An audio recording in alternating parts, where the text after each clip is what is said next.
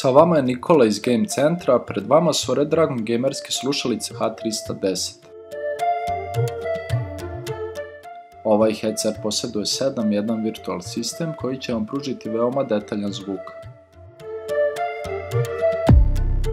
Poprilično su elastične i kvalitetne.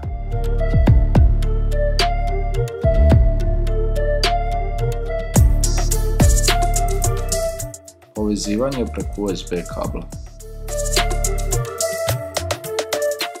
Sam kabel je izuzetno kvalitetan i opšiven, a njegova dužina je 2 metra.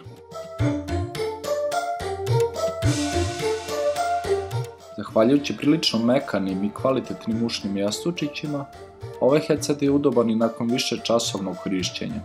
Također, H310 posjeduje i pozadinsko osvjetljenje.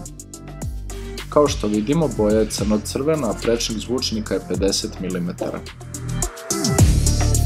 Cenu ovih slušalica možete pogledati na linku u opisu ovog videa. Po nešto višoj ceni možete pogledati Redragon Zeus slušalice H510. To je svakako naša preporuka. Ukoliko vam se dopao ovaj video, subscribeujte se na naš kanal i lajkujte ovaj video. Svakako u komentarima pišite šta biste voljeli da snimamo, a do sljedećeg puta, pozdrav!